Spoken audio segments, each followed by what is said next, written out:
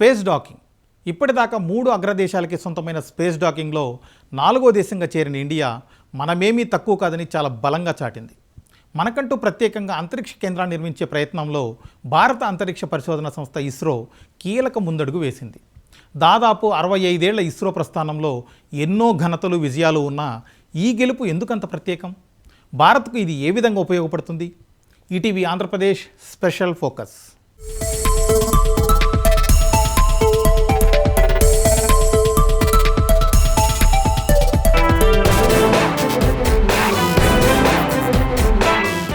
దేశీయ అవసరాలు తీర్చడాన్ని దాటేసి అంతరిక్ష రంగంలో విదేశాలకు సాయం అందించే స్థాయికి ఎదిగింది ఇస్రో.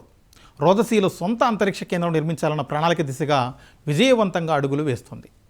ఈ ప్లాన్ అమల్లో భాగంగా 2024 డిసెంబర్ 30వ తేదీన PSLV C-60 ద్వారా జంట ఉపగ్రహాల్ని ప్రయోగించింది. చాలా తక్కువ కాలంలోనే ఈ ప్రయోగం అసలు లక్ష్యమైన డాకింగ్ను విజయవంతంగా పూర్తి చేసింది. ఇప్పటి వరకు అమెరికా, రష్యా, చైనా మాత్రమే అంతరిక్షంలో 2 ఉపగ్రహాలను అనుసంధానం చేయడంలో గెలుపు బావుట ఎగురవేశాయి. ఇప్పుడు ఈ విజయంతో ప్రపంచంలోనే స్పేస్ డాకింగ్ చేసిన 4వ దేశంగా భారత్ అవతరించింది. డాకింగ్ విజయంపై X ద్వారా ఇస్రో తన సంతోషాన్ని పంచుకుంది. ఈ గెలుపు కోసం శక్తి వంచన లేకుండా కృషి చేసిన శాస్త్రవేత్తలు, సాంకేతిక బృందాన్ని ప్రత్యేకంగా అభినందించింది. అంతేకాదు, జయాపజయాల్లో మద్దతుగా నిలుస్తున్న 150 కోట్ల మంది భారతీయులకు స్పెషల్ థ్యాంక్స్ చెప్పింది.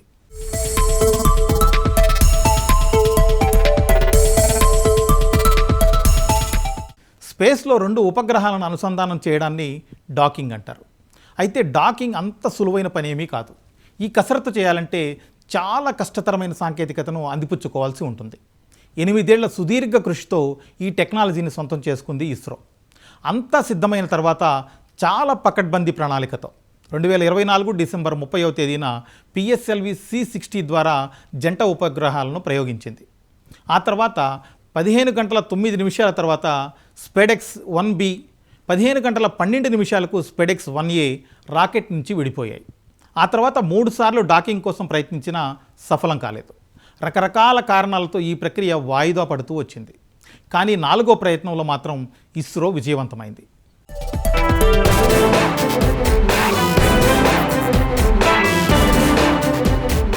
PSLV C-60 ద్వారా పంపిన 2 ఉపగ్రహాల్లోనూ డాకింగ్ యంత్రాంగం ఒకేలాగా ఉంటుంది. అందువల్ల ఒక శాటిలైట్ను టార్గెట్గా, మరో దాన్ని చేజర్గా వాడుకోవచ్చు. అందుకనుగుణంగా రెండింటి మధ్య దూరం 20 కిలోమీటర్లకు చేరుకున్నాక వాటి మధ్య డ్రిఫ్ట్ ఆగిపోయేలా చూసింది ఇస్రో. ఆ తర్వాత 2 ఉపగ్రహాల్లోని రాకెట్లను సమయానుకూలంగా మండించింది. టార్గెట్ దిశగా ప్రయాణం చేసిన చేజర్ మధ్య మధ్యలో వేగాన్ని తగ్గించుకొని పరిస్థితిని సరిచూసుకుంటూ కదిలింది. వేగాన్ని, స్థితిని లెక్కించుకుంటూ ముందుకు సాగే ఈ దశను హోల్డ్ పాయింట్గా పిలుస్తారు. ఆ తర్వాత శాటిలైట్ల మధ్య దూరాన్ని 5 కిలోమీటర్లు, 1.5 కిలోమీటర్లు, 500 మీటర్లు, 225 మీటర్లు, 15 మీటర్లకు తగ్గించడం జరిగింది. ఆఖరున 2 ఉపగ్రహాలను 3 మీటర్ల అతి సమీపానికి చేర్చింది. వెంటనే ఒక ఉపగ్రహంలోని హోల్డింగ్ ఆర్మ్స్ రెండో శాటిలైట్ను క్లిప్లా పట్టి ఉంచాయి. అప్పుడు వాటి మధ్య బంధం దృఢమై డాకింగ్ ప్రక్రియ పూర్తయింది.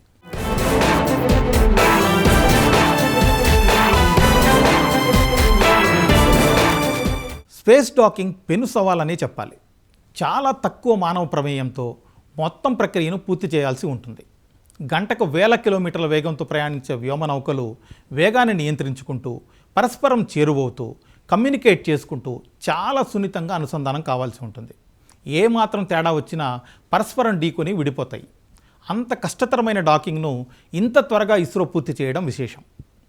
డాకింగ్ పూర్తయ్యాక 2 ఉపగ్రహాలు విడిపోవడాన్ని అన్డాకింగ్ అంటారు. ఆ తర్వాత సాధారణ ఉపగ్రహాల్లో 2 వేర్వేరుగా అంతరిక్ష పరిశీలనలు మొదలు పెడతాయి. ఉపగ్రహాల్లోని హై రెజల్యూషన్ కెమెరా భూ పరిశీలనలకు ఉపయోగపడుతుంది.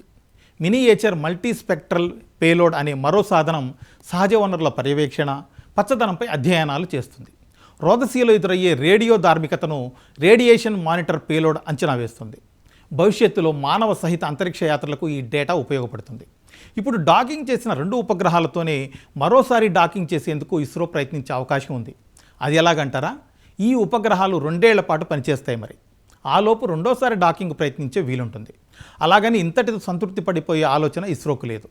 భవిష్యత్తులో మరింత పెద్ద వ్యవస్థలతో డాకింగ్ ప్రక్రియ చేపట్టాలన్నది భారత్ అంతరిక్ష పరిశోధన సంస్థ అసలు టార్గెట్.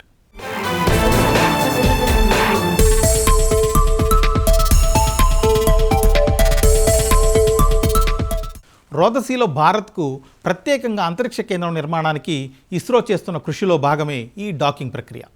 అంతరిక్ష కేంద్రం నిర్మించడానికి అవసరమైన ఆకృతులను ఒకేసారి రాకెట్లోకి తరలించడం చాలా కష్టతరం. దఫాలుగా విడిభాగాలను కక్షలోకి చేర్చి డాకింగ్తో అనుసంధానం చేయాల్సి ఉంటుంది. వ్యోమగాములు, ఇతర సరుకులను తరలించే వ్యోమ నౌకలు కూడా డాకింగ్ ద్వారా సంబంధిత స్టేషన్తో కనెక్ట్ కావాల్సిందే. ఇక రోదసీలో వ్యోమ నౌకల మధ్య వ్యోమగాములు, సరుకుల మార్పిడికి కూడా డాకింగ్ పరిజ్ఞానం వీలు కల్పిస్తుంది. భారత్ తలపెట్టిన మానవ సహిత అంతరిక్ష యాత్ర గగన్యాన్కు ఇది తొలిమెట్టు. చంద్రయాన్ 4 ద్వారా చందమామ ఉపరితలం నుంచి భూమిపైకి నమూనాలు తీసుకురావాలనే లక్ష్యాన్ని ఇస్రో పెట్టుకుంది. ఇందుకోసం 2 రాకెట్ల ద్వారా భిన్న మాడ్యూళ్లను రోదసీలోకి పంపనుంది. ఆ తర్వాత దశల వారీగా భూకక్ష, చందమామ కక్షల్లో డాకింగ్ చేయాల్సి ఉంటుంది. కక్షలోని ఉపగ్రహాలకు మరమ్మతులు, ఇంధనం నింపడం, ఆధునీకరణకు డాకింగ్ వ్యవస్థ ఉపయోగపడుతుంది. శాటిలైట్ల జీవితకాలం కూడా పెరుగుతుంది.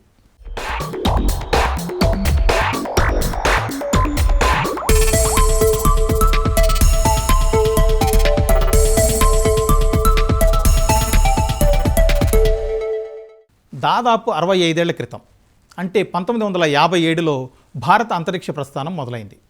అప్పటి నుంచి ఒక్కో విజయం సాధిస్తూ స్పేస్ రంగంలో తనదైన ముద్ర వేసింది. అందులో అత్యంత కీలకమైన విజయమే ఈ స్పేస్ డాకింగ్. ఇప్పటి వరకు అంతరిక్షంలో డాకింగ్ సమర్థత కలిగిన దేశాలు అమెరికా, రష్యా, చైనా మాత్రమే. ఇప్పుడు ఇస్రో అద్భుత కృషితో ఆ ఘనత సాధించిన 4వ దేశంగా భారత్ అవతరించింది.